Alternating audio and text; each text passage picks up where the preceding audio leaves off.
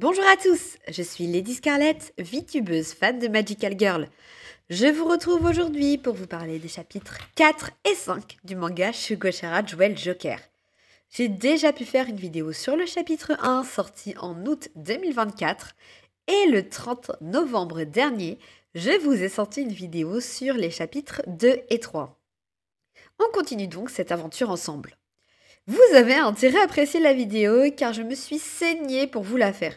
La traduction du chapitre 5 est sortie mardi de cette semaine. Cela a vraiment été la course pour filmer la vidéo et la monter afin qu'elle sorte ce soir.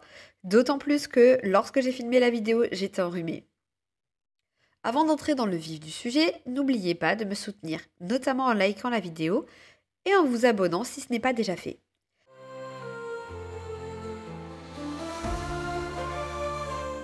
À la fin du chapitre 3, Amu est plongé dans les Arcana Games et avait pour objectif de remporter le prix, à savoir un œuf de l'Arcana Academy afin de percer leur mystère.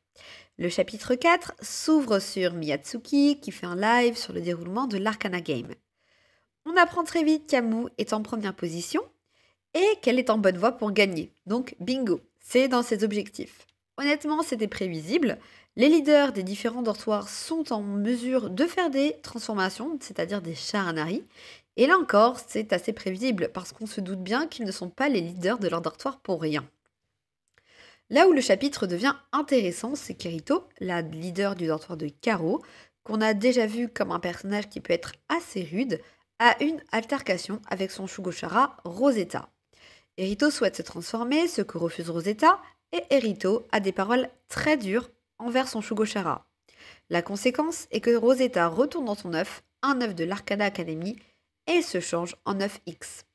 Alors que la compétition fait rage au niveau de l'Arcana Games, un autre personnage va avoir des paroles pas très sympas envers son Shugo-chara, et c'est le leader du dortoir de Pique. Et là, j'ai une théorie. Les Shugo-chara, possédés par les élèves de l'Arcana Academy, proviennent d'œufs du cœur fournis par l'Arcana Academy. Et je pense que les Shugo-chara des élèves ne sont pas en harmonie avec ces derniers. C'est-à-dire que ces Shugo-chara sont peut-être plus faciles à faire éclore, mais ils ne sont que de pâles copies des véritables Shugo-chara des élèves. Amu se met en colère et déclare qu'elle refuse de perdre face au leader du dortoir de Pique, puisqu'elle a été heurtée par sa façon de parler à son Shugo-chara. Le combat est interrompu par Miyatsuki et par l'apparition de l'œuf X d'Erito. Amu se prépare à se charger de l'œuf X, tandis que Miyatsuki s'occupe du leader du dortoir de Pique. Un fait à noter, c'est que Miyatsuki réitère son intérêt pour Amu à ce moment-là. Le combat entre l'œuf X et Amu prend place au sommet du dortoir de Cœur. On a la confirmation que le Shugo-chara d'Erito a mal tourné à cause des mots rudes prononcés à son encontre par Erito. Le pouvoir de purification d'Amu se révèle inefficace, mais il se passe vraiment une dinguerie. L'artefact de cœur, celui présenté comme un trésor de l'Arcana Academy, entre en résonance avec l'amulette Heart et débloque une évolution du pouvoir d'Amu. Ainsi, le petit Lock change de forme et Amulette Heart devient Amulette Jewel Heart. Le nom de cette transformation fait vraiment écho avec le nom de ce nouveau manga, Shugo-chara Jewel Joker. Amulette Jewel Heart est une transformation très girly, pleine de douceur et de froufrou, très féminine, et j'y vois un côté très esthétique coquette. J'adore cette nouvelle transformation. Avec ses nouveaux pouvoirs, Amu est en mesure de libérer le Shugo-chara d'Erito, Rosetta, qui apparaît comme différente, plus lumineuse, joyeuse et personnelle. De plus, ce Shugo-chara ne se présente pas comme étant Rosetta, mais comme Annabelle, et Annabelle déclare être la vraie forme du Shugo-chara d'Erito. Ce passage-là vient vraiment apporter une brique à la théorie que je vous expliquais un peu plus tôt. Le chapitre se conclut dans un aéroport où Kukai attend quelqu'un. Je suis d'ailleurs trop contente de revoir Kukai car c'est vraiment un de mes personnages préférés de Shugo-chara. On comprend qu'il est toujours avec Uto, ou du moins très proche d'elle, mais ce n'est pas Uto qui l'attend, mais bien Ikuto. Et oui, Ikuto fait son grand retour. Et Kukai et Ikuto vont se rendre à l'Arcana Academy. Dans quel but? Pour l'instant, nous n'en savons rien.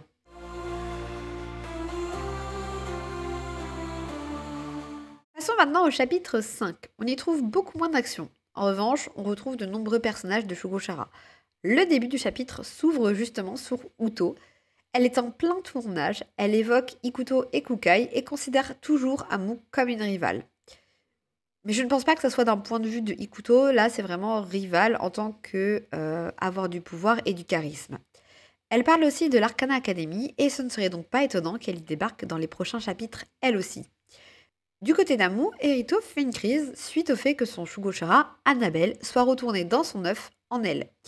Elle est en pleine crise de jalousie et on sent une véritable tension s'installer où elle accuse Amu d'être une des favorites et qu'elle pourrait au moins lui prêter un de ses Shugochara, lui en donner un vu qu'elle en a plusieurs.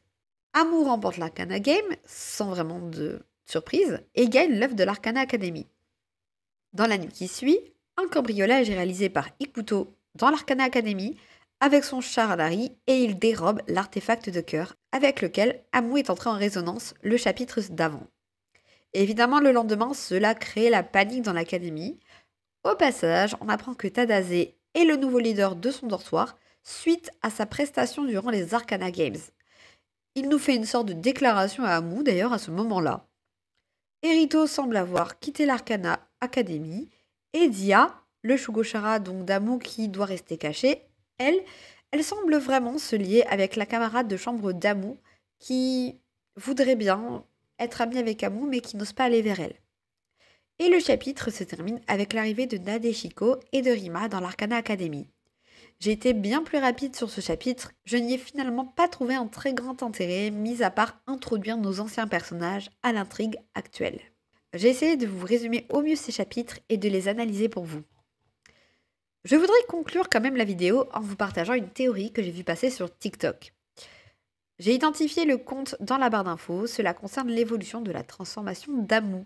La nouvelle transformation s'appelle Amulet Jewel Heart. Comme on le sait, il y a 4 trésors, 4 jewels, et donc on aura encore 3 autres évolutions des transformations d'Amu. Amulet Jewel Spade, Amulet Jewel Clover et Amulet Jewel Diamond. Là où la théorie devient intéressante, c'est qu'on a une transformation dans Shugochara combinant les 4 gardiens d'Amu, l'amulette fortune, représentée par une robe de mariée. Cependant, le titre d'Amu est le Joker dans les gardiens et ce n'est pas raccord avec l'amulette fortune.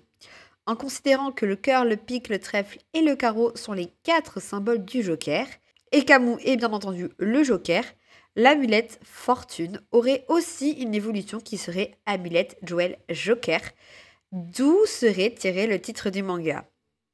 Et cette théorie, je la trouve assez réaliste et cohérente. Dites-moi ce que vous en pensez en commentaire. À bientôt pour une toute nouvelle aventure magique.